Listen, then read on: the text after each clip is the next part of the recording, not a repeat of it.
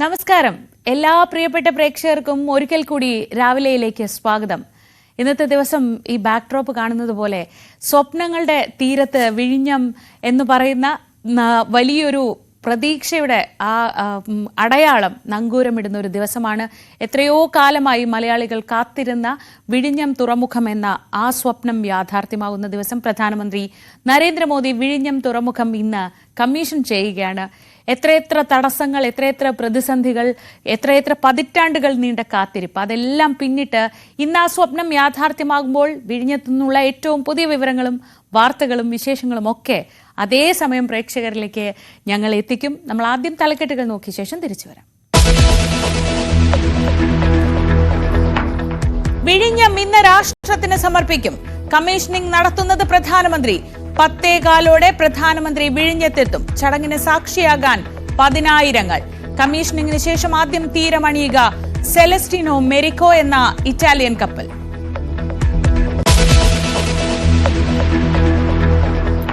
Commissioning ദിവസവും വിഴിഞ്ഞത്തിൽ രാഷ്ട്രീയ പോര്. എല്ലാ മണ്ഡലങ്ങളിലും ഉമ്മൻചാണ്ടിക്ക് അഭിവാദ്യം അർപ്പിക്കാൻ കോൺഗ്രസ് പ്രവർത്തകർ. കല്ലറയിലെത്തി എം വിൻസെന്റ് MLA. ഉമ്മൻചാണ്ടിയുടെ ഓർമ്മകളെ പോലും CPM ഭയപ്പെടുന്നുവെന്ന് ചാണ്ടി. ഉമ്മൻചാണ്ടിയുടെ ഓർമ്മകളെ പോലും ഭയപ്പെടുന്നുകൊണ്ടാണ് പ്രതിപക്ഷ നേതാവിനെ ഈ പരിപാടിയിലേക്ക് ക്ഷണിക്കാത്തത്. കാരണം കഴിഞ്ഞ പരിപാടിക്ക് പോയപ്പോൾ പ്രതിപക്ഷ നേതാവ് സധൈര്യം പറഞ്ഞു ഉമ്മൻചാണ്ടിയാണ് ഇതിന്റെ പുറകിലുള്ള ശക്തിയെന്ന്.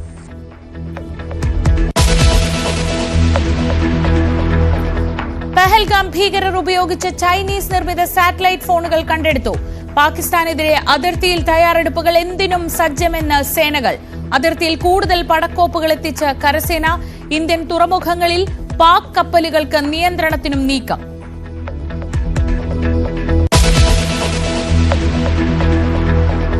മംഗളൂരുവിൽ വീണ്ടും രാഷ്ട്രീയ കൊലപാതകം. ബജ്രംഗ് ദൾ പ്രവർത്തകനായ സുഹാസ് ഷെട്ടിയെ വെട്ടിക്കൊലപ്പെടുത്തി. 6-അംഗ സംഘം ആക്രമിച്ചത് ജനക്കൂട്ടം നോക്കി നിൽക്കെ.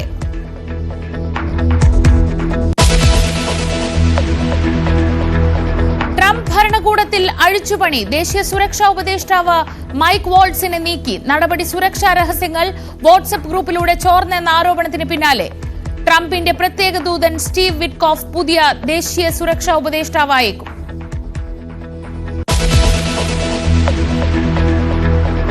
IPL-ൽ ഇന്ന് രാജസ്ഥാൻ പുറത്ത്. മുംബൈയോട് കനത്ത തോൽവി. കൗമാരതാരം വൈഭവിന്റെ മടക്കം സംപൂജിനാൽ.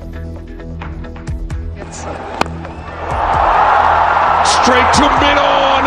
Brave bowling by Deepak. He's going to have to learn.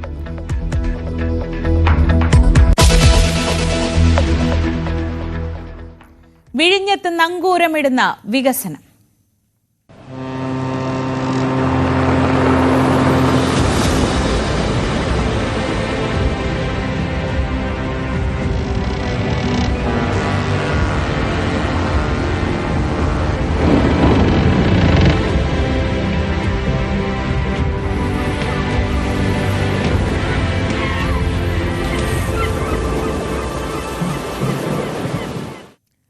വിഴിഞ്ഞം തുറമുഖം പ്രധാനമന്ത്രി ഇന്ന് രാജ്യത്തിന് സമർപ്പിക്കുകയാണ്. രാവിലെ 11 മണിക്കാണ് കമ്മീഷനിംഗ് ചടങ്ങ്.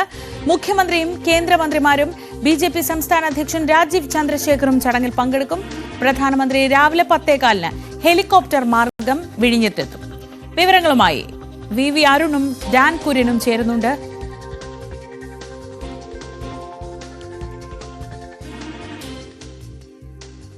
എത്രയോ കാലമായി കേരളത്തിന്റെ ഏറ്റവും വലിയ കാത്തിരിപ്പായിരുന്നു വിഴിഞ്ഞം അന്താരാഷ്ട്ര തുറമുഖം എന്നത്. അത് വെറും ഒരു തുറമുഖത്തിനപ്പുറം കേരളത്തെ സംബന്ധിച്ച് വികസനങ്ങളിലേക്കുള്ള ഏറ്റവും വലിയ പാത തുറക്കലാണ്. VV അരുണിലേക്ക്. Arun, good morning. എത്രയോ കാലമായി നമ്മൾ കാത്തിരുന്നു. നമ്മൾ മാധ്യമപ്രവർത്തകരായ കാലം തൊട്ടേ ഒരുപക്ഷെ ഈ വിഴിഞ്ഞത്തെക്കുറിച്ച് പറയുന്നുണ്ട്. വിഴിഞ്ഞം തുറമുഖം നേരിടുന്ന പ്രതിസന്ധികളെക്കുറിച്ച് റിപ്പോർട്ട് ചെയ്യുന്നുണ്ട്. എന്നായിരിക്കും ഇത് ഇങ്ങനെ ഒരു കമ്മീഷനിംഗ് പറയാൻ കഴിയുക എന്ന് നമ്മൾക്ക് പോലും അറിയുമായിരുന്നില്ല. പക്ഷേ ഇന്ന് എല്ലാ പ്രതിസന്ധികൾക്കും ഒടുവിൽ വിഴിഞ്ഞം തുറമുഖം ഒരു യാഥാർത്ഥ്യമാകുമ്പോൾ കേരളത്തെ സംബന്ധിച്ച് ഈ ദിവസം എത്രത്തോളം പ്രധാനപ്പെട്ടതാണ്? തീർച്ചയായിട്ടും കേരളത്തിൽ ഏറ്റവും നല്ലൊരു പ്രഭാതം തന്നെയായി ഇത് മാറുമെന്ന് ഉറപ്പാണ്. കാരണം അത്രയധികം കേരളം കാത്തിരുന്ന ഒരു സ്വപ്നമാണ്. ആ സ്വപ്നം യാഥാർത്ഥ്യമാകില്ല എന്ന് പല ഘട്ടങ്ങളിലും എല്ലാവരും കരുതിയതാണ്. അങ്ങനെ വലിയ നിരാശ കേരളത്തിലെ ആകെ പടർന്ന കാലമാണ്. പ്രത്യേകിച്ച് വിഴിഞ്ഞം എന്ന പേര് കേൾക്കുമ്പോൾ തന്നെ തുറമുഖം തന്നെയാണ് മലയാളികളുടെ, പ്രത്യേകിച്ച് തിരുവനന്തപുരത്തുകാരുടെ മനസ്സിൽ ആദ്യം വരിക. പതിറ്റാണ്ടുകളായി എങ്കിലും കേരളം ചർച്ച ചെയ്യുന്ന ഒരു വിഷയം. അതിനും അപ്പുറത്തേക്കുള്ള ചരിത്രം വിഴിഞ്ഞത്തിന് പറയാനുണ്ട്. പക്ഷേ ഏറ്റവും അടുത്ത കാലത്ത് പോലും ഈ ഒരു 10-15 വർഷം ഉള്ളിൽ പോലും വിഴിഞ്ഞം വാർത്തകളിൽ നിറയാത്ത ദിവസങ്ങളില്ലായിരുന്നു. വിഴിഞ്ഞം ഓരോ ദിവസവും ഓരോ കാര്യങ്ങൾ ഒരുപക്ഷെ പോസിറ്റീവായും ചിലപ്പോൾ നെഗറ്റീവായും ഒക്കെ വാർത്തകൾ നിറഞ്ഞിരുന്നു. ആ വാർത്തകളിൽ നിറഞ്ഞ വിഴിഞ്ഞമാണെന്ന് യാഥാർത്ഥ്യമാകുന്നത്. ഇതിന്റെ വാണിജ്യാടിസ്ഥാനത്തിലുള്ള പ്രവർത്തനം നേരത്തെ ആരംഭിച്ചതാണെങ്കിലും കമ്മീഷനിംഗ് എന്ന വളരെ ഔദ്യോഗികമായ ഒരു നടപടിക്രമം അതാണ് ഇനി പൂർത്തിയാകാറുള്ളത്. അതിനുവേണ്ടിയാണ് പ്രധാനമന്ത്രി നരേന്ദ്രമോദി ഇന്നലെ തിരുവനന്തപുരത്ത് എത്തിയത്. അതിനാണ് കേരളം കാത്തിരുന്നത്. ഇനി ഏതാനും മണിക്കൂറുകൾ മാത്രമാണ് വിഴിഞ്ഞം തുറമുഖ പദ്ധതിയുടെ കമ്മീഷനിങ്ങിന് ബാക്കിയുള്ളത്. എല്ലാ ഒരുക്കങ്ങളും പൂർത്തിയാകുന്നു. വലിയ ആവേശത്തോടുകൂടി, വലിയ അഭിമാനത്തോടുകൂടി കേരളം കാത്തിരിക്കുകയാണ് വിഴിഞ്ഞം തുറമുഖ പദ്ധതിയുടെ ഉദ്ഘാടന ചടങ്ങിന് വേണ്ടി. ഒരുക്കങ്ങളെല്ലാം പൂർത്തിയാകുന്നു. കനത്ത സുരക്ഷാ ക്രമീകരണങ്ങൾ ഞാനിപ്പോൾ ഉള്ളത് തുറമുഖ കവാടത്തിലാണ്. ഇതിന് തൊട്ട് പിന്നിലാണ് പ്രധാനമന്ത്രി പങ്കെടുക്കുന്ന വേദിയും മറ്റും ഉള്ളത്. നമുക്കറിയാം, ഈ തുറമുഖ കവാടം എന്ന് പറയുമ്പോൾ തന്നെ ഇവിടെ നിരവധി സമരങ്ങൾക്ക് സാക്ഷിയായ ഒരു പ്രദേശം കൂടിയാണ്. നേരത്തെ നമുക്കറിയാം, ഇതിന്റെ ഈ തുറമുഖ കവാടത്തിന് മുല്ലൂർ ജംഗ്ഷൻ വരെയുള്ള ഭാഗത്ത് ഏതാണ്ട് 3 മാസത്തോളം വലിയ സമരങ്ങൾ ഉണ്ടായ ഒരു പ്രദേശമാണ്. അവിടെയാണിപ്പോൾ വളരെ ആഹ്ലാദകരമായ ഒരു അന്തരീക്ഷത്തിൽ വിഴിഞ്ഞം തുറമുഖ പദ്ധതിയുടെ ഉദ്ഘാടനം നടക്കാൻ പോകുന്നത്. അതാണ് ഇന്ന് ഈ പ്രദേശത്ത് ഏറ്റവും അധികം സന്തോഷിപ്പിക്കുന്ന ഒരു കാര്യം. പ്രദേശവാസികൾ തന്നെയാണ് ഇവിടെ കുറെ മാസങ്ങൾ സമരം ചെയ്തത്. പക്ഷേ അതേ പ്രദേശവാസികൾ പൂർണ്ണമായും സർക്കാരുമായി സഹകരിച്ചു. ഇന്നലെ നമ്മോട് സംസാരിക്കുമ്പോൾ ദിവ്യ സാർ പറഞ്ഞതുപോലെ എന്താണ് ഇവിടെ വേണ്ടത്, ഈ തുറമുഖം എന്തെല്ലാം ഗുണങ്ങൾ അവർക്ക് ചെയ്യുമെന്ന് അവർ തിരിച്ചറിഞ്ഞ് പൂർണ്ണമായും സർക്കാരുമായി സഹകരിക്കുകയായിരുന്നു പ്രദേശവാസികൾ. ഇതാണ് നമ്മൾ നിൽക്കുന്ന ഈ തുറമുഖ കവാടത്തിന്റെ ഈ ഭാഗം വഴിയാണ് ഇനി അകത്തേക്ക് പ്രധാനമന്ത്രിയും മുഖ്യമന്ത്രിയും അടക്കമുള്ളവർ പോകേണ്ടത്. വലിയ പ്രചരണം ഇതുമായി ബന്ധപ്പെട്ടുണ്ട്. സംസ്ഥാന സർക്കാരും കേന്ദ്ര സർക്കാരും ഒരുപോലെ അവകാശവാദം ഉന്നയിക്കുന്നു. UDF മുന്നണി കക്ഷി ഒന്നടങ്കം അവകാശവാദം ഉന്നയിക്കുന്നു. നമ്മൾ ഇവിടെ കാണുന്നത് ഈ കവാടത്തെ ഏറ്റവും പ്രധാനമായി കാണുന്ന വലിയ ഒരു ഫ്ലക്സ്, ഒരു ഹോർഡിംഗ്സ് ആണ്. അതായത് മുഖ്യമന്ത്രിയും പ്രധാനമന്ത്രിയും ഒക്കെ സ്വാഗതം ചെയ്തുകൊണ്ടുള്ള ഒരു ഹോർഡിംഗ്സ്. രണ്ട് വശത്തും മുഖ്യമന്ത്രിക്കും പ്രധാനമന്ത്രിക്കും തുല്യ പ്രാധാന്യം നൽകിക്കൊണ്ട് dedication to the nation of വിഴിഞ്ഞം, dedication to the nation of വിഴിഞ്ഞം international deep water multipurpose seaport, അതിന്റെ ഉദ്ഘാടന ചടങ്ങിലേക്ക് മുഖ്യമന്ത്രിയും പ്രധാനമന്ത്രിയും ഒക്കെ സ്വാഗതം ചെയ്തുകൊണ്ടുള്ള ഒരു പടുകൂറ്റൻ ഹോർഡിംഗ്സ് ഇവിടെയുണ്ട്. ഈ നഗരം മുഴുവൻ ഇത്തരം ഹോർഡിംഗ്സുകൾ നിറഞ്ഞിരിക്കുന്നു. ഒരു ഭാഗത്ത് ഇടതു സർക്കാരിനും മുഖ്യമന്ത്രിക്കുമൊക്കെ നന്ദി പറഞ്ഞുകൊണ്ട്, മറുഭാഗത്ത് കേന്ദ്ര സർക്കാരിന് പ്രധാനമന്ത്രിക്ക് നന്ദി പറഞ്ഞുകൊണ്ട്, ഉമ്മൻചാണ്ടിക്ക് നന്ദി പറഞ്ഞുകൊണ്ട് കോൺഗ്രസിന്റെ പ്രചരണവും ഒരു വശത്തുണ്ട്. അങ്ങനെ 3 മുന്നണികളും ഒരുപോലെ അവകാശവാദം ഉന്നയിക്കുന്ന, അപ്പോൾ തന്നെ മനസ്സിലാക്കണം എന്തുകൊണ്ടാണ് വിഴിഞ്ഞത്തിന് ഇത്രയധികം അവകാശികൾ ഉണ്ടാകാൻ പോകുന്നത്, അല്ലെങ്കിൽ അവകാശവാദവുമായി 3 മുന്നണികളും ഒരുപോലെ രംഗത്ത് വരുന്നത്. അതിന് കാരണം വിഴിഞ്ഞം എന്ന് പറയുന്നത് അത്രയ്ക്ക് പ്രധാനപ്പെട്ടതാണ് കേരളത്തിന്. ഒരുപക്ഷെ രാജ്യത്തിന് വിഴിഞ്ഞം രാജ്യത്തിന്റെ തുറമുഖ കവാടമായി മാറുന്നുവെന്ന് നമുക്ക് ആലങ്കാരികമായി പറയുന്നതിനപ്പുറത്തേക്ക് അക്ഷരാർത്ഥത്തിൽ അത് തന്നെ സംഭവിക്കും. വിഴിഞ്ഞം അത്ര വലിയ പദ്ധതിയാണ്. അത്രയധികം പ്രതീക്ഷയോടുകൂടി കേരളവും രാജ്യവും ഉറ്റുനോക്കുന്ന പദ്ധതിയാണ്. അതുകൊണ്ട് കൂടിയാണ് വിഴിഞ്ഞത്തിന് വേണ്ടി ഇത്രയധികം അവകാശ തർക്കങ്ങൾ ഉണ്ടാകുന്നത്. അതിന്റെ ഒരു ചരിത്രം പരിശോധിച്ചാൽ ഇടത് വലത് മുന്നണികൾക്ക് ഒരുപോലെ വിഴിഞ്ഞത്തിന്റെ അവകാശത്തിന് വേണ്ടിയുള്ള അവകാശവാദം ഉന്നയിക്കാൻ കഴിയും. അത്രയധികം കാര്യങ്ങൾ ഈ പല തടസ്സങ്ങൾ ഉണ്ടായിട്ടുണ്ട്, പല തെറ്റുകൾ വന്നിട്ടുണ്ട് 2 മുന്നണികളുടെയും ഭാഗത്ത്. പക്ഷേ അതെല്ലാം മറികടന്നുകൊണ്ട് ഏറ്റവും ഒടുവിൽ വിഴിഞ്ഞം എന്ന സ്വപ്നം സാക്ഷാത്കരിക്കാൻ കേരളത്തിലെ ഭരണ മുന്നണിയും ഇപ്പോഴത്തെ ഭരണ മുന്നണിയും പ്രതിപക്ഷ മുന്നണിയും ഒരുപോലെ രംഗത്ത് വന്നു. കേന്ദ്ര സർക്കാരിന്റെ വകുപ്പാണ് തുറമുഖം, ഷിപ്പിംഗ് മന്ത്രാലയം. അതുകൊണ്ട് തന്നെ അവർക്കും അതിൽ പങ്കുണ്ട്. ചില തർക്കങ്ങളൊക്കെ കേന്ദ്രവുമായി ഇപ്പോഴും നിലനിൽക്കുന്നു, വയബിലിറ്റി ഗ്യാപ് ഫണ്ടിന്റെ കാര്യത്തിലുമൊക്കെ. എങ്കിൽ പോലും കേന്ദ്രത്തിനും നല്ല നിർണായകമായ റോളുണ്ട്. വലിയ സമരങ്ങൾക്ക് ഒരു തുറമുഖ കവാടം സ്വാഭാവികം അതുകൂടി പറഞ്ഞു പോകേണ്ടി വരും. കാരണം അത്രയധികം സമരവേലിയേറ്റങ്ങൾ ഉണ്ടായ ഒരു പ്രദേശമാണ്, ആ മണ്ണാണ്. അവിടെയാണിപ്പോൾ നാടിന് അഭിമാനമായ, രാജ്യത്തിന് പ്രതീക്ഷയുള്ള ഒരു പദ്ധതി ഉദ്ഘാടനത്തിലേക്ക് പോകുന്നത്.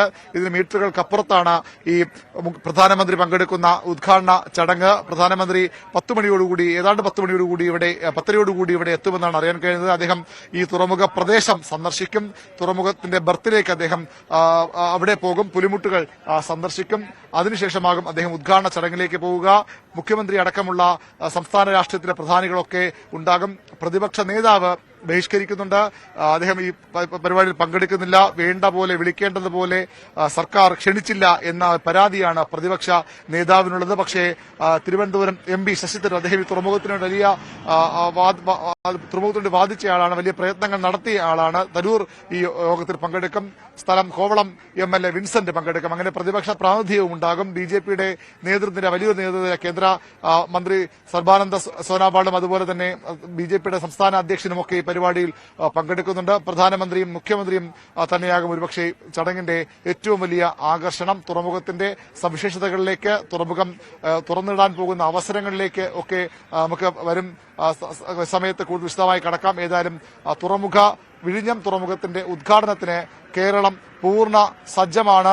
തയ്യാറെടുപ്പുകളെല്ലാം പൂർണ്ണമാണ്. ഇനി പ്രധാനമന്ത്രിയും മുഖ്യമന്ത്രിയും ഇവിടെ എത്തുക, ഈ ഉദ്ഘാടന ചടങ്ങിലേക്ക് പോകുക, മണിക്കൂറുകൾ മാത്രം ബാക്കിയാകുന്നു. കേരളത്തിന്റെ എക്കാലത്തെയും വലിയ വികസന പദ്ധതിക്ക് അതിന്റെ ഔദ്യോഗികമായ ഉദ്ഘാടനം കുറിക്കാൻ. ശ്രീജ.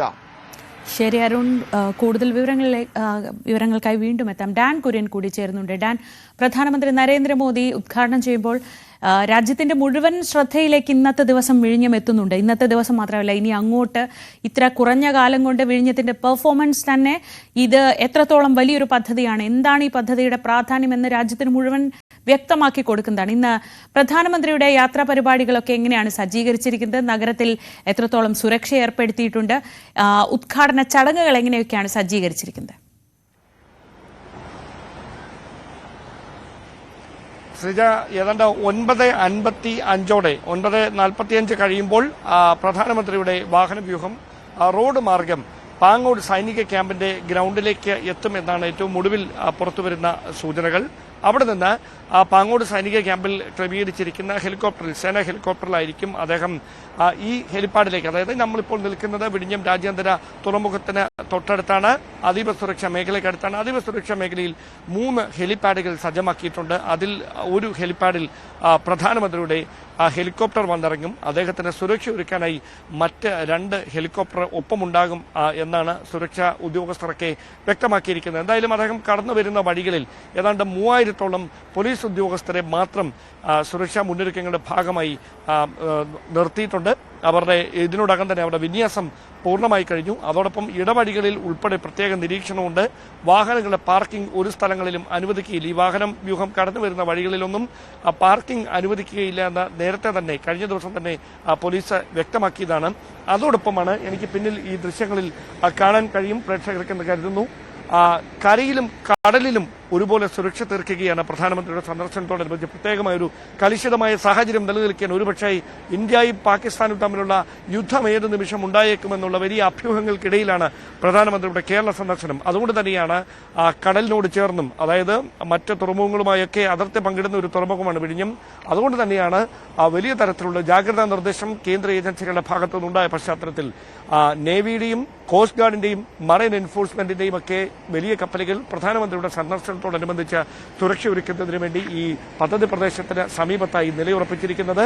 ഏതാനും ദിവസങ്ങൾക്ക് മുമ്പ് തന്നെ ഈ കപ്പലുകൾ അവിടെ എത്തിയതാണ് ഈ സുരക്ഷാ മുന്നൊരുക്കങ്ങളുടെ ഭാഗമായി.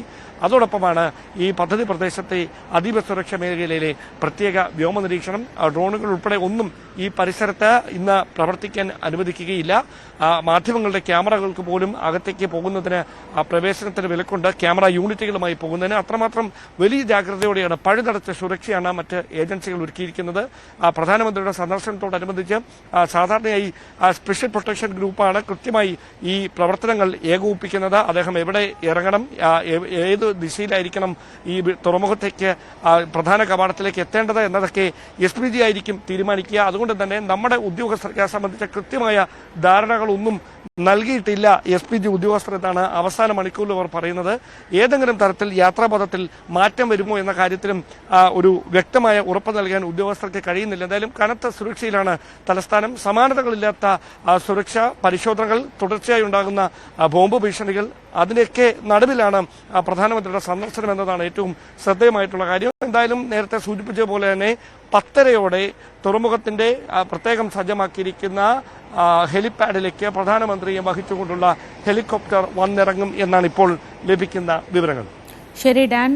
അരുൺ കൂടി തുടരുന്നുണ്ട്. അരുൺ, ഈ ദിവസം ഏറ്റവും ശ്രദ്ധേയമായ ഒരു കാര്യം, രാഷ്ട്രീയമായി കൂടി വലിയ വലിയ കോളിളക്കങ്ങൾക്ക്, ഒരുപക്ഷെ ആ കടലിലെ തിരയിളക്കത്തെക്കാൾ വലിയ കോലാഹലങ്ങൾക്കൊക്കെ നമ്മൾ സാക്ഷ്യം വഹിച്ചു. ഇന്ന് രാവിലെയും അത് അവസാനിക്കുന്നില്ല. ഇന്ന് രാവിലെയും അവിടുത്തെ ആ പ്രദേശത്തെ MLA ആയ വിൻസെന്റ് പോയിട്ടുള്ളത് ഉമ്മൻചാണ്ടിയുടെ സ്മൃതി കുടീരത്തിലേക്കാണ്. അവിടെ പോയി കല്ലറയിൽ പ്രാർത്ഥിച്ച് പറയാനുള്ളത് പറഞ്ഞിട്ടാണ് വരുന്നത്. അപ്പോൾ ഉമ്മൻചാണ്ടി എന്ന പേര്, പിണറായി വിജയൻ എന്ന പേര്, അങ്ങനെ പല പല പേരുകൾ ഈ കാലയളവിൽ ഒരുപാട് തവണ പറഞ്ഞു കേട്ടു. ഇതിന്റെ പിന്നിലുണ്ടായ ഒരു രാഷ്ട്രീയമായ, അരുൺ അത് പറഞ്ഞുപോയി, രാഷ്ട്രീയമായി എത്രത്തോളം വലിയ കോളിളക്കങ്ങളൊക്കെ വിഴിഞ്ഞ് സൃഷ്ടിച്ചിട്ടുണ്ടെന്ന്. എങ്കിൽ പോലും ഇന്നത് യാഥാർത്ഥ്യമാവുമ്പോൾ ഈ രണ്ട് സർക്കാരുകൾക്കും ഒരുപോലെ അവകാശം പറയാം. എങ്കിൽ പോലും അതിന്റെ ഒരു രാഷ്ട്രീയ യാത്ര എങ്ങനെയായിരുന്നു?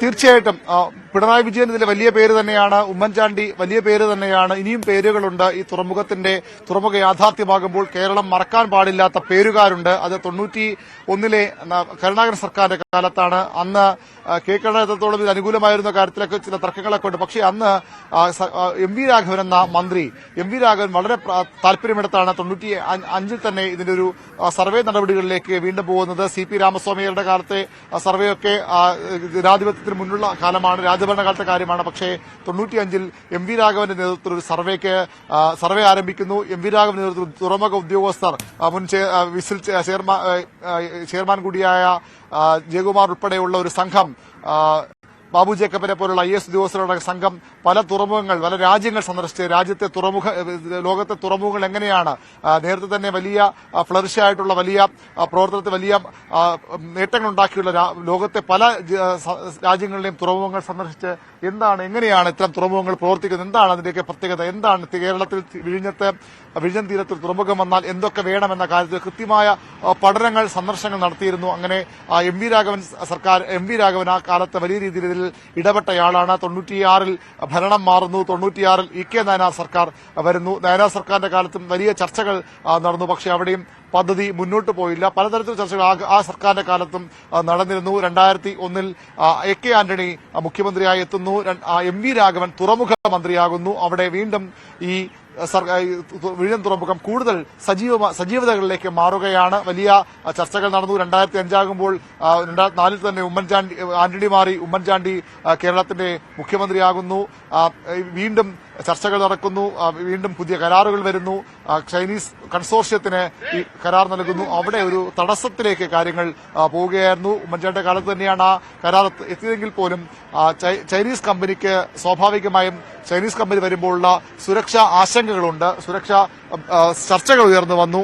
ചൈനീസ് കമ്പനി വന്നാൽ എന്താണ് ചൈനീസ് കമ്പനിക്ക് വിഴിഞ്ഞത്ത് കാര്യം? കേരളം പോലൊരു ചെറിയ സംസ്ഥാനത്ത് വിഴിഞ്ഞം പോലൊരു മർമ്മപ്രധാനമായ തീരമേഖലയിൽ എന്താണ് ചൈനീസ് കമ്പനിക്ക് താല്പര്യം? അത് ബിസിനസ് താല്പര്യം മാത്രമാണോ? സാമ്പത്തിക താല്പര്യം മാത്രമാണോ? അതിനപ്പുറത്തേക്ക് രാജ്യസുരക്ഷയെ, പ്രത്യേകിച്ച് ചൈന എന്ന് പറയുമ്പോൾ ആ രീതിയിൽ രാജ്യത്തിന്റെ ശത്രുരാഷ്ട്രമെന്ന് പറയാൻ കഴിയുമെങ്കിൽ പോലും പലപ്പോഴും ഇന്ത്യയിൽ അസ്വസ്ഥത ഉണ്ടാക്കുന്ന ഒരു രാജ്യമാണ്, വലിയ ശക്തിയാണ് അവർ. അത്തരമൊരു രാജ്യം അവരുടെ ഒരു ഇത്രയധികം തന്ത്രപ്രധാനമായ ഒരു മേഖലയിൽ അവർ തുറമുഖം തുടങ്ങുമ്പോൾ അത് രാജ്യസുരക്ഷയെ ബാധിക്കുമോ? സ്വാഭാവിക സംശയങ്ങളാണ്. പക്ഷേ നമുക്കറിയാം കേരളത്തിലെ സാഹചര്യം, ആ സംശയങ്ങൾ വലിയ ആശങ്കകളായി മാറി. കേന്ദ്ര സർക്കാർ സുരക്ഷാ അനുമതി വിഴിഞ്ഞം തുറമുഖത്തിന് പൂർണ്ണമായി നിഷേധിക്കുന്നതിന് പകരം അത് തടഞ്ഞുവെച്ചു. ഒരു തീരുമാനമുണ്ടാകാതെ തടഞ്ഞുവെച്ചു. അവിടെ വീണ്ടും പ്രശ്നങ്ങളുടെ കാലമായിരുന്നു, ആശങ്കകളുടെ കാലമായിരുന്നു. 2006-ൽ വീണ്ടും പതിവ് പോലെ 5 വർഷമെന്ന ഭരണമാറ്റം കേരളത്തിൽ ഉണ്ടാകുന്നു. VS അച്യുതാനന്ദൻ മുഖ്യമന്ത്രിയായി കേരളത്തിൽ എത്തുന്നു. VS സർക്കാർ വലിയ പ്രതീക്ഷയോടുകൂടി വിഴിഞ്ഞം പതിവ് മുന്നോട്ട് പോകാൻ നിലപാടെടുത്തു. VS സർക്കാരിന്റെ കാലത്ത് ആദ്യം വിളിച്ച ഒരു സർവകക്ഷി യോഗം, നമുക്കറിയാം വലിയ പ്രശ്നങ്ങൾ ഉണ്ടാകുമ്പോൾ അല്ലെങ്കിൽ നാട് ഒന്നിച്ചു നിൽക്കേണ്ട കാര്യങ്ങൾ വരുമ്പോൾ സർവകക്ഷി യോഗങ്ങൾ ചേരാറുണ്ട്. VS സർക്കാരിന്റെ കാലത്ത് അന്ന് ആദ്യ സർവകക്ഷി യോഗം ചേർന്നത് തന്നെ വിഴിഞ്ഞം തുറമുഖത്തിന് വേണ്ടിയാണ്. അത്രത്തോളം താല്പര്യം ആ സർക്കാരും കാട്ടിയെന്ന് സൂചിപ്പിക്കാൻ അക്കാര്യം ഇപ്പോൾ പരാമർശിക്കുന്നത്. സർവകക്ഷി യോഗം ചേർന്നു. ഏറ്റവും വലിയ പ്രതിസന്ധി ഈ ചൈനീസ് കൺസോർഷ്യത്തിന്റെ സുരക്ഷാ അനുമതി ബന്ധപ്പെട്ട കാര്യങ്ങൾ തന്നെയാണ്. മുഖ്യമന്ത്രിയും മന്ത്രിമാരും ഡൽഹിക്ക് പറക്കുന്നു. പലതവണ ഡൽഹിയിൽ പ്രധാനമന്ത്രിയെ കാണുന്നു. അന്ന് അദ്ദേഹത്തിന്റെ ഉപദേഷ്ടാവ് TK നായർ മലയാളിയാണ്. അദ്ദേഹത്തെ കാണുന്നു. പലതരത്തിൽ ഇടപെടലുകൾ നടത്തുന്നു. പക്ഷേ അപ്പോഴൊന്നും ഈ സുരക്ഷാ അനുമതിയുടെ കാര്യത്തിൽ ഒരു തീരുമാനമുണ്ടാകുന്നില്ല. ഒടുവിൽ സർക്കാർ മറ്റൊരു നിലപാടെടുത്തു. ഒന്നുകിൽ അനുമതി നൽകണം, അല്ലെങ്കിൽ നിഷേധിക്കണം. കാരണം ആ ടെൻഡർ ഓൾറെഡി ആ സമയത്ത് ഈ ചൈനീസ് കമ്പനി കൺസോർഷ്യത്തിന് ലഭിച്ചു കഴിഞ്ഞു. ആ കരാർ റദ്ദാക്കാതെ മുന്നോട്ട് പോകാനാകില്ല. അങ്ങനെ നിർണായക തീരുമാനം കേന്ദ്രത്തിൽ നിന്ന് കേന്ദ്ര പ്രതിരോധ മന്ത്രാലയത്തിൽ ഉണ്ടാകുന്നു. പ്രതിരോധ മന്ത്രി അന്ന് AK ആന്റണി കൂടിയാണെന്ന കാര്യം കൂടി നമ്മൾ സ്മരിച്ചു പോകേണ്ടതാണ്. ഇത് സുരക്ഷാ അനുമതി നൽകാനാകില്ല. ചൈനീസ് കമ്പനിക്ക്, ചൈനീസ് കൺസോർഷ്യത്തിന് സുരക്ഷാ അനുമതി നൽകാനാകില്ല.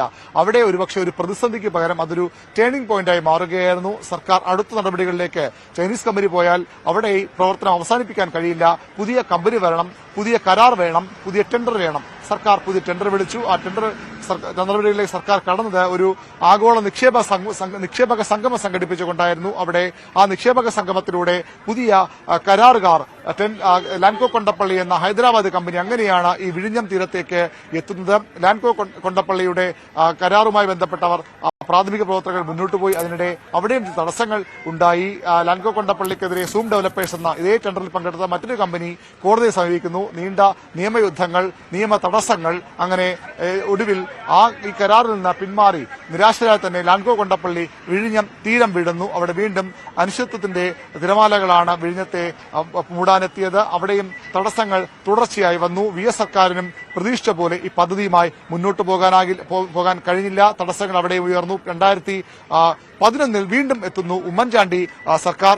അപ്പോഴേക്കും വിഴിഞ്ഞം നടപ്പാക്കിയേ മതിയാകൂ എന്നൊരു തീരുമാനം സർക്കാർ തലത്തിൽ വലിയൊരു ജനങ്ങളുടെ സമ്മർദ്ദമായി കൂടി മാറിക്കഴിഞ്ഞിരുന്നു. അവിടെയാണ് വീണ്ടും പുതിയ കരാറുമായി ഉമ്മൻചാണ്ടി സർക്കാർ വരുന്നത്. അതിന്റെ ഇടപെടൽ നടത്തിയ KV തോമസ്, അന്ന് അദ്ദേഹം കോൺഗ്രസിന്റെ പ്രധാന നേതാവായിരുന്നു. അന്ന് അദ്ദേഹം കേന്ദ്ര മന്ത്രിയുമൊക്കെ ആയിരുന്ന ആളാണ്. അദ്ദേഹവും അദാനിയുമായും ഗൗതം അദാനിയുമായുള്ള അടുപ്പം, വ്യക്തിബന്ധം, അത് ഈ തുറമുഖത്തിന്റെ നിർമ്മാണത്തിൽ തുറമുഖ പ്രവർത്തനങ്ങൾ വളരെ പ്രധാനപ്പെട്ട പങ്കുവഹിച്ച ഒന്നാണ്. അദാനിയുമായും അദാനി ഇവിടെ നിന്ന് ഈ ഉമ്മൻചാണ്ടിയുമായി കരാർ ഒപ്പിടാനൊക്കെ അല്ലെങ്കിൽ ആ സർക്കാരുമായി ചർച്ചകൾ നടത്തുന്നെങ്കിൽ പോലും അവർക്ക് സർക്കാരിന് കൈകൊടുക്കാൻ അക്ഷരാർത്ഥത്തിൽ ഭയമായിരുന്നു. നമുക്കറിയാം, കേരളത്തെ പറ്റി ഏതാനും വർഷങ്ങൾ വരെയുള്ള ഒരു പൊതുചിത്രം, ഒന്നും നടക്കാത്ത നാട്, വികസനത്തിന്റെ കാര്യത്തിൽ വലിയ പ്രശ്നങ്ങൾ ഉണ്ടാക്കുന്ന നാട്, തൊഴിലാളി സമരങ്ങളുടെ നാട്. ആ നാട്ടിൽ വന്ന് ഇത്ര വലിയൊരു നിക്ഷേപം നടത്താൻ അദാനി ഗ്രൂപ്പ് ശങ്കിച്ചു എന്നുള്ളത് വസ്തുതയാണ്. KV തോമസ് കഴിഞ്ഞ ദിവസം അദ്ദേഹം എഴുതിയതുപോലെ അദ്ദേഹം അദാനിയുമായി സംസാരിച്ചു. അപ്പോൾ ഇവിടുത്തെ തൊഴിലാളി പ്രശ്നങ്ങളും ട്രേഡ് യൂണിയൻ സംസ്കാരവും ഒക്കെ ചൂണ്ടിക്കാട്ടി ഇവിടെ നിന്ന് വരുന്നതിലുള്ള ആശങ്കകൾ അദാനി KV തോമസിനെ അറിയിച്ചു. അപ്പോൾ ഒരു തവണ മുഖ്യമന്ത്രിയെ കാണാൻ അവസരം ഉണ്ടാക്കണം, അല്ലെങ്കിൽ മുഖ്യമന്ത്രിക്ക് കൂടിക്കാഴ്ചയ്ക്ക് സമയം നൽകണം. അതിന്റെ അടിസ്ഥാനത്തിൽ അദാനിയുടെ KV തോമസിന്റെ കൂടി അഭ്യർത്ഥന മാനിച്ച് ഉമ്മൻചാണ്ടിയും ഗൗതം അദാനിയും കൂടിക്കാഴ്ച നടത്തുന്നു. അന്ന് KV തോമസിന്റെ ഡൽഹിയിലെ വസതിയിലായിരുന്നു ആ കൂടിക്കാഴ്ച. അവിടെ മറ്റൊരു ടേണിംഗ് പോയിന്റിലേക്ക്, വളരെ പോസിറ്റീവായ ടേണിംഗ് പോയിന്റിലേക്ക് വിഴിഞ്ഞം തുറമുഖം മാറുകയായിരുന്നു. അതിനുശേഷമാണ് എല്ലാ പ്രശ്നങ്ങളും മറികടക്കാനുള്ള പിന്തുണ ഉണ്ടാകുമെന്ന ഉറപ്പ് കേരള സർക്കാരിൽ നിന്ന് അദാനി ഗ്രൂപ്പിന് ലഭിക്കുന്നത്. അതിനുശേഷമുള്ള ചർച്ചകൾ കുറച്ച് വേഗത്തിലായിരുന്നു, വളരെ വേഗത്തിലായിരുന്നു, ഒരുപക്ഷെ വളരെ പോസിറ്റീവായിരുന്നു. 2015 ഡിസംബർ 15 അദാനി കമ്പനിയും കേരള സർക്കാരുമായി ഉമ്മൻചാണ്ടിയുമായി കരാർ ഒപ്പിടുന്നു. വളരെ വലിയ ആവേശത്തോടുകൂടി, പക്ഷെ നമ്മൾ ഇന്ന് കാണുന്നതിലൊക്കെ അപ്പുറത്ത് ആവേശത്തോടെ കേരളം കാത്തിരുന്ന നിമിഷമാണ്. വലിയ ആഘോഷത്തോടു കൂടി ആ കരാർ ഒപ്പിടുന്നു. അതായത് വിഴിഞ്ഞം യാഥാർത്ഥ്യമാകുമെന്ന ബോധ്യം ഒന്നുകൂടി ജനങ്ങളുടെ മനസ്സിൽ, സർക്കാരിന്റെ മനസ്സിൽ ഉണ്ടാകുന്നു. ആ കരാറിലും അവിടെയും പ്രശ്നങ്ങൾ അവസാനിച്ചില്ല. ആ കരാറിനെ ചൊല്ലിയും വലിയ തർക്കങ്ങൾ. അത് കേരളത്തെ വിൽക്കാനുള്ള കരാറാണ്, കേരളത്തിൽ നഷ്ടങ്ങളുണ്ടാക്കുന്ന അഴിമതി കരാറാണെന്ന വിമർശനവുമായി ഇന്നത്തെ ഭരണപക്ഷം, അന്നത്തെ പ്രതിപക്ഷം രംഗത്ത് വന്നു. അവിടെ വീണ്ടും പ്രശ്നങ്ങളുണ്ടായി. ആ സമയം സർക്കാർ വീണ്ടും മാറുന്നു. 2016 പിണറായി വിജയൻ കേരളത്തിന്റെ മുഖ്യമന്ത്രി, ആദ്യ പിണറായി സർക്കാർ അധികാരത്തിൽ വരുന്നു. അവിടെയാണ് ഈ നേരത്തെ ഈ കരാറിനെ എതിർത്ത, അല്ലെങ്കിൽ കരാറിലെ പാളിച്ചകൾ ചൂണ്ടിക്കാണിച്ച ഇടതുപക്ഷം കരാറിൽ മാറ്റങ്ങൾ വരുത്തിയെങ്കിലും ഈ പദ്ധതിയുമായി മുന്നോട്ട് പോയേ മതിയാകൂ എന്നൊരു നിലപാടെടുത്തത്. മുഖ്യമന്ത്രി പിണറായി വിജയന്റെ നിശ്ചയദാർഢ്യം പല നേതാക്കളും ഉദ്യോഗസ്ഥരും ചൂണ്ടിക്കാണിക്കുന്നത് പോലെ പിണറായി വല്ലാതെ ഒരു താല്പര്യം ആ വിഷയത്തിൽ എടുത്തു എന്നത് ഒരു വസ്തുതയാണ്. ഉമ്മൻചാണ്ടി തുടങ്ങിവച്ചത്, MV രാഘവൻ ആഗ്രഹിച്ചത് പിന്നീട് പൂർത്തിയാക്കാനുള്ള നിയോഗം പിണറായി വിജയനായിരുന്നു. ഒരുപാട് പ്രതിസന്ധികൾ, ഒരുപക്ഷെ അതുവരെ ഉണ്ടാകാത്തത്ര പ്രതിസന്ധികൾ പിണറായി സർക്കാരിനും നേരിടേണ്ടി വന്നു എന്നതുകൂടി വസ്തുതയാണ്. ഈ പിണറായി സർക്കാർ ഈ കരാറിൽ മാറ്റങ്ങൾ വരുത്തി, നിർണായകമായ മാറ്റങ്ങൾ വരുത്തി പദ്ധതിയുമായി മുന്നോട്ട് പോകാൻ തീരുമാനിക്കുന്നു. അപ്പോഴാണ് ലോകത്തെ തന്നെ ഏറ്റവും വലിയ പ്രശ്നങ്ങളിലൊന്നായി മാറിയ, ലോകത്തെ സ്തംഭിപ്പിച്ച കോവിഡ് വരുന്നത്. അതിനു മുമ്പ് തന്നെ ഓഖി ചുഴലിക്കാറ്റ്, ഈ വിഴിഞ്ഞത്തിന്റെ ഏറ്റവും വലിയ പ്രത്യേകത നമ്മൾ എപ്പോഴും റിപ്പോർട്ട് ചെയ്യുന്ന പോലെ, കേൾക്കുന്നത് പോലെ പ്രകൃതിദത്ത തുറമുഖമാണ്. പ്രകൃതി കനിഞ്ഞ് അനുഗ്രഹിച്ച പ്രദേശമാണ് വിഴിഞ്ഞം. മറ്റു തുറമുഖങ്ങൾക്കും ഇല്ലാത്ത തരത്തിലുള്ള പ്രത്യേകതകൾ നൽകുന്നത് അതിന്റെ ആഴം തന്നെയാണ്, ഈ തീരത്തുള്ള ആഴം തന്നെയാണ്. പക്ഷേ അങ്ങനെ പ്രകൃതി കനിഞ്ഞനുഗ്രഹിച്ച തുറമുഖത്തിന് പ്രകൃതി തന്നെ ഈ നിർമ്മാണ പ്രവർത്തനങ്ങൾക്ക് വിലങ്ങ് തടിയായി മാറി നമ്മൾ കണ്ടു. ഈ തീരത്തെ, കേരള തീരത്തെയും കന്യാകുമാരി തീരത്തെയും ഒക്കെ വിറങ്ങലിപ്പിച്ച ഓഖി ചുഴലിക്കാറ്റ് ആഞ്ഞടിച്ചു കേരളത്തിലും ഈ വിഴിഞ്ഞം തീരത്തും. വലിയ നിർമ്മാണ പ്രവർത്തനങ്ങളുടെ തുടക്കം, ഈ തിരമാലകളെ നിയന്ത്രിക്കാനുള്ള പുലിമുട്ടുകൾ, വലിയ രീതിയിൽ കല്ലുകൾ, പാറക്കല്ലുകളും ഒക്കെ ഇവിടെ സർക്കാർ ആ ഘട്ടത്തിൽ തന്നെ പാകിയിരുന്നു. പക്ഷേ അതിനെല്ലാം ഈ തീരത്തെ വീശിയടിച്ച ഓഖി ചുഴലിക്കാറ്റ് പുലിമുട്ടുകൾ നശിപ്പിച്ചു. ഈ പാറക്കല്ലുകളൊക്കെ കടലെടുത്തുപോയി. അങ്ങനെ അവിടെ വലിയൊരു പ്രതിസന്ധിയിലേക്ക് വിഴിഞ്ഞം മാറുന്നു. വലിയ കോടിക്കണക്കിന് രൂപ കടലിൽ കലക്കിയ അവസ്ഥയിലേക്ക് കാര്യങ്ങൾ പോകുന്നു. അതിനുശേഷം വീണ്ടും അത് മറികടന്നുകൊണ്ട് സർക്കാർ നിർമ്മാണ പ്രവർത്തനങ്ങളുമായി മുന്നോട്ട് പോയി. അപ്പോഴും പ്രതിസന്ധികൾ അവസാനിച്ചില്ല. ഈ നിർമ്മാണം ആരംഭിച്ച ഘട്ടത്തിൽ കോവിഡ് വീണ്ടും ലോകത്തെ ഒന്നാകെ സ്തംഭിപ്പിച്ച കോവിഡ് വിഴിഞ്ഞം നിർമ്മാണ പ്രവർത്തനങ്ങളെയും സ്തംഭിപ്പിച്ചു. അതിന്റെ പേരിൽ മാസങ്ങളോളം നിർമ്മാണം നടക്കാത്ത ഒരു സാഹചര്യമുണ്ടായി. അവിടെ നിന്നും പതിയെ തലയുയർത്തി വരുമ്പോഴാണ് വീണ്ടും സമരം, ഒരുപക്ഷെ കേരളം കണ്ട ഏറ്റവും ശക്തമായ സംഘടിതമായ ഒരു സമരമായി വിഴിഞ്ഞം തുറമുഖ വിരുദ്ധ സമരം മാറി.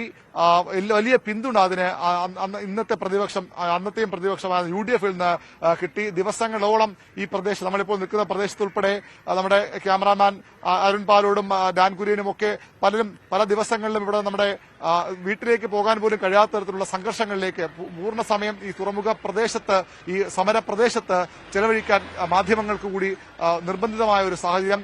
അക്ഷരാർത്ഥത്തിൽ സംഘർഷാത്മകമായ അന്തരീക്ഷം ഏതാണ്ട് 80 ദിവസത്തോളം ആ സമരം തുടർന്നു. ആ സമരം അവസാനം അത് അർഹിച്ച ഒരു പര്യവസാനത്തിലേക്ക് എത്തി. വിഴിഞ്ഞം പോലീസ് സ്റ്റേഷനിലേക്ക് സമരക്കാർ മാർച്ച് ചെയ്യുന്നു, ആക്രമിക്കുന്നു. അതോടുകൂടി സർക്കാർ രണ്ടും കൽപ്പിച്ച് സമരത്തെ അടിച്ചമർത്തുന്നു. പിന്നീട് ഇവിടുത്തെ മത്സ്യത്തൊഴിലാളികളെ വിശ്വാസത്തിലെടുത്തുകൊണ്ട് പദ്ധതിയുമായി മുന്നോട്ട് പോവുകയായിരുന്നു. മത്സ്യത്തൊഴിലാളികളെ ബോധ്യപ്പെടുത്തത്, നാട്ടുകാരെ സർക്കാർ ബോധ്യപ്പെടുത്തത്, വിഴിഞ്ഞം വരുന്നതുകൊണ്ട് ഏറ്റവും പ്രധാനപ്പെട്ട നേട്ടം ഈ നാട്ടുകാർക്കാണ്, തദ്ദേശീയർക്കാണ്. അവിടെ ഈ മത്സ്യത്തൊഴിലാളികളെ വിശ്വാസത്തിലെടുക്കാൻ സർക്കാർ കഴിയുന്നതോടുകൂടി വിഴിഞ്ഞത്തിന്റെ മുഖം മാറുകയായിരുന്നു. വിഴിഞ്ഞത്തെ ഈ പ്രകൃതി തന്നെ മാറുകയായിരുന്നു. അവിടെ നിന്നാണ് നമ്മൾ പിന്നീട് ഇപ്പോൾ കാണുന്ന തീർച്ചയായും ഒരു 4-5 മിനിറ്റ് കൊണ്ടാണ് ഈ വലിയ രാഷ്ട്രീയ ചരിത്രം, അല്ലെങ്കിൽ വിഴിഞ്ഞം തുറമുഖത്ത് ആഞ്ഞടിച്ച രാഷ്ട്രീയ തിരമാലകളെ കുറിച്ച് പറഞ്ഞതെങ്കിലും അത് പതിറ്റാണ്ടുകൾ നീളുന്ന ഒരു യാത്രയായിരുന്നു. പതിറ്റാണ്ടുകളോളം നീണ്ട തർക്കങ്ങൾക്കും ആശയക്കുഴപ്പത്തിനും പ്രതിസന്ധികൾക്കും, അത് മനുഷ്യൻ തീർത്തതും പ്രകൃതി തീർത്തതും, അങ്ങനെ എത്ര പ്രതിസന്ധികൾക്കൊടുവിലാണ് കേരളത്തിന്റെ ഈ വലിയ വികസന സ്വപ്നം പൂവണിയുന്നത് എന്നിടത്താണ് ഈ വിഴിഞ്ഞം എന്നത് ഇത്രയേറെ വലിയ ഒരു ആഘോഷമായി മാറുന്നതിന്റെ കാരണം അതുകൂടിയാണ്. നമ്മുടെ വികസന സ്വപ്നങ്ങളിലെ ഏറ്റവും പ്രധാനപ്പെട്ട നാഴികക്കല്ല് എന്നതിനപ്പുറത്തേക്ക് സർക്കാരുകളുടെ നിശ്ചയദാർഢ്യം കൊണ്ട് ഒരുപക്ഷെ അവിടുത്തെ ജനതയെ സർക്കാർ വിശ്വാസത്തിൽ എടുത്തതും അല്ലെങ്കിൽ അവരുടെ പ്രതിഷേധത്തെ അവസാനിപ്പിച്ചതുമൊക്കെ ഒരു ചരിത്രമാണ്. എങ്ങനെയാണ് ഒരു വലിയ ജനകീയ പ്രതിഷേധത്തിനെ മാറ്റിയെടുത്ത് അവരെ വിശ്വാസത്തിലെടുത്ത് ആ പദ്ധതി യാഥാർത്ഥ്യമാക്കിയത് എന്നതൊക്കെ ഒരുപക്ഷെ കേരളത്തിന്റെ ചരിത്രത്തിലെ തന്നെ ഏറ്റവും വലിയ ഒരു രാഷ്ട്രീയ കേസ് സ്റ്റഡി ആയി മാറേണ്ട കാര്യങ്ങളാണ്. അരുൺ, വളരെ വളരെ നന്ദി ഇത്ര വിശദമായി ആ കഥ പറഞ്ഞതിന്. അതൊരു കഥ പോലെ ഇത്രയേറെ കാലം നീണ്ടുനിന്ന തർക്കങ്ങളൊക്കെ പറഞ്ഞു പോകുമ്പോൾ എളുപ്പമാണ്, പക്ഷെ അത് കടന്നു പോകുന്നത് വലിയ വലിയ പ്രതിസന്ധികളാണ്. ഡാൻ കുര്യൻ ചേരുന്നുണ്ട്. ഡാൻ, ഇതിലേറ്റവും നിർണായകമായ മറ്റൊരു കാര്യം, 2024 ജൂലൈയിൽ ട്രയൽ റൺ ആരംഭിച്ചത് മുതൽ ഇതുവരെയുള്ള വിഴിഞ്ഞത്തിന്റെ പെർഫോമൻസ്, അത് ഏറ്റവും ശ്രദ്ധിക്കേണ്ട ഒരു കാര്യമാണ്. കാരണം പ്രതീക്ഷിച്ചതിലും എത്രയോ അധികം കണ്ടെയ്നറുകൾ വിഴിഞ്ഞത്തെത്തി. ഒരുപക്ഷെ വിഴിഞ്ഞത്തിന്റെ ഖ്യാതി ഇപ്പോൾ തന്നെ ലോകത്തെമ്പാടും എത്തുന്ന തരത്തിലൊരു മികച്ച പെർഫോമൻസ് വിഴിഞ്ഞത്തിന് കാഴ്ചവെക്കാൻ കഴിഞ്ഞിട്ടുണ്ട്. അത് നമ്മുടെ വികസന സ്വപ്നങ്ങൾക്ക് എത്രത്തോളം ആക്കം പകർന്നിട്ടുണ്ട്?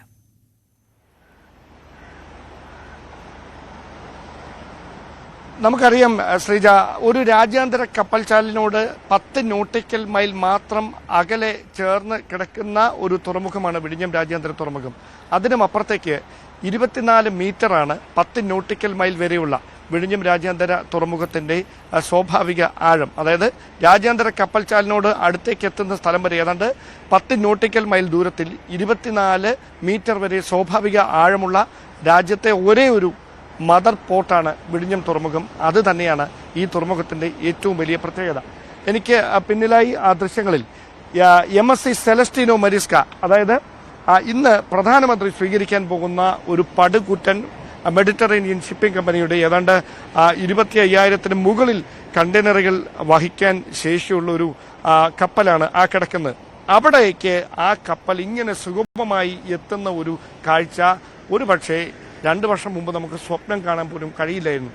ഇന്ന് സാധാരണയായി ബസ് സ്റ്റാൻഡിലേക്ക് ബസ് വന്ന് കയറുന്നത് പോലെ ഇങ്ങനെ വലിയ വലിയ കപ്പലുകൾ 350-400 മീറ്റർ നീളമുള്ള 67 മീറ്റർ വീതിയുള്ള കപ്പലുകളൊക്കെ വളരെ നിസ്സാരമായി ആ ബർത്തിനടുത്തേക്ക് എത്തുന്ന തരത്തിൽ അത്രമാത്രം പ്രകൃതിദത്ത സ്വാഭാവിക ആഴമുള്ള ഒരു വിഴിഞ്ഞം തുറമുഖത്തിന്റെ പ്രത്യേകത തന്നെയാണ് അതിനെ മറ്റ് തുറമുഖങ്ങളിൽ നിന്നെല്ലാം, രാജ്യത്തെ മറ്റ് തുറമുഖങ്ങളിൽ നിന്നെല്ലാം അതിനെ വ്യത്യസ്തമാക്കുന്നത്. നമുക്ക് എടുത്തു പറയാം ഓരോ കാര്യങ്ങളായിട്ട്. അതായത് ആ കപ്പലിനോട് ചേർന്ന് കിടക്കുന്ന പുലിമുട്ട് ഏതാണ്ട് 80 ലക്ഷത്തിൽ ടൺ കല്ലുകളാണ് പുലിമുട്ട് നിർമ്മാണത്തിന് വേണ്ടി ഇതിനോടകം അവിടെ ഉപയോഗിച്ചിരിക്കുന്നത്. 3.9 കിലോമീറ്റർ നീളത്തിലാണ് ഈ പുലിമുട്ടിന്റെ നിർമ്മാണം.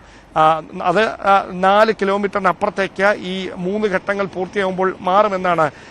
4.5 കിലോമീറ്റർ ദൈർഘ്യമുള്ളാകുന്ന തരത്തിലേക്ക് അതിന്റെ നിർമ്മാണം പുരോഗമിച്ചുകൊണ്ടിരിക്കുകയാണ്. അതായത് കടലിനടിയിലേക്ക് നമുക്ക് ലഭിക്കുന്ന വിവരങ്ങൾ അനുസരിച്ച് ഏതാണ്ട് 7 നില കെട്ടിടത്തിന്റെ വലിപ്പത്തിലാണ് ഈ പുലിമുട്ട് ഇങ്ങനെ കൂട്ടിയിട്ടിരിക്കുന്നത്. അതിന്റെ മുകൾ ഭാഗം മാത്രമാണ് നമുക്ക് ദൃശ്യങ്ങളിൽ കാണാവുന്ന തരത്തിൽ അവിടെ അവശേഷിക്കുന്നത് എന്നതാണ് എടുത്തു പറയേണ്ട കാര്യം.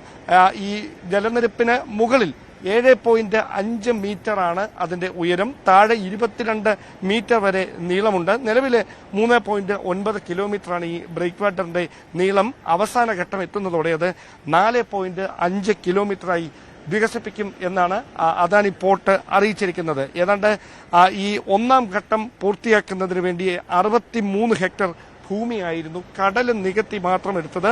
നമുക്കിവിടെ നിന്ന് ദൃശ്യങ്ങളിൽ വ്യക്തമാകുന്ന ഈ തുറമുഖത്തിന്റെ യാർഡ്, അതായത് ആ കപ്പലിനോട് ചേർന്ന് കിടക്കുന്ന ആ യാർഡ് നിലനിൽക്കുന്നത് ആദ്യഘട്ടത്തിൽ കടൽ നികത്തിയെടുത്ത സ്ഥലത്താണ് എന്നതാണ് ഏറ്റവും വലിയ വിസ്മയമുണ്ടാക്കുന്ന കാഴ്ച. അത് തന്നെയാണ് അതിന്റെ ഏറ്റവും വലിയ പ്രത്യേകതയും. ഇങ്ങനെ ഒരുപാട് പ്രത്യേകതകളുണ്ട് എടുത്തു പറയാൻ. നമുക്കറിയാം ഈ 350 മുതൽ 400 മീറ്റർ വരെ നീളമുള്ള കപ്പലുകൾ വളരെ സ്വാഭാവികമായി അനായാസേന ഈ ബർത്തിലേക്ക് എത്തുന്നു എന്ന് പറയുമ്പോൾ അത് തരുന്ന അവസരങ്ങളുടെ വാതായനം അത് ചെറുതല്ല. നിലവിൽ 400 മീറ്ററാണ് ബർത്തിന്റെ നീളം. അത് 800 മീറ്ററായി മാറ്റുന്നതോടെ ഒരേ സമയം 5 മദർഷിപ്പുകൾക്ക് ഒരേ സമയം ഇവിടെ വന്ന് ചരക്കിറക്കാൻ കഴിയുന്ന, കണ്ടെയ്നർ നീക്കം നടത്താൻ കഴിയുന്ന തരത്തിലേക്ക് കാര്യങ്ങൾ മാറും എന്നതാണ് എടുത്തു പറയേണ്ടുന്നത്. നിലവിൽ ഞാൻ നേരത്തെ സൂചിപ്പിച്ചതുപോലെ ഈ പുലിമുട്ട് നിർമ്മാണം അതിന്റെ ഗതിവേഗം വർദ്ധിച്ചതാണ്. ഈ 2028-നകം 3 ഘട്ടങ്ങളും പൂർത്തിയാക്കാൻ കഴിയുമെന്നൊരു വലിയ പ്രതീക്ഷയിലേക്ക് അദാനി പോർട്ടിനെയും എത്തിച്ചിരിക്കുന്നത്. നിലവിൽ പ്രതിവർഷം 10 ലക്ഷം TU കണ്ടെയ്നർ ശേഷിയുള്ള തരത്തിലേക്ക് ഇതിനെ നിലവിൽ ഉള്ള സാഹചര്യങ്ങൾ അനുസരിച്ച്, അതായത് സെമി ഓട്ടോമേറ്റഡ് സംവിധാനങ്ങൾ ഉപയോഗിച്ചുകൊണ്ട് 10 ലക്ഷം TU കണ്ടെയ്നറുകൾ കൈകാര്യം ചെയ്യാൻ കഴിയുന്ന തരത്തിലേക്ക് ഈ തുറമുഖത്തെ മാറ്റാൻ കഴിയുമെന്നായിരുന്നു പ്രതീക്ഷ. പക്ഷേ 2028 ആകുമ്പോൾ 10 ലക്ഷം TU എന്നത് 45 ലക്ഷം TU കണ്ടെയ്നർ ശേഷിയുള്ള രാജ്യത്തെ ഏറ്റവും പ്രമുഖ തുറമുഖമായി വിഴിഞ്ഞം രാജ്യാന്തര തുറമുഖം മാറും.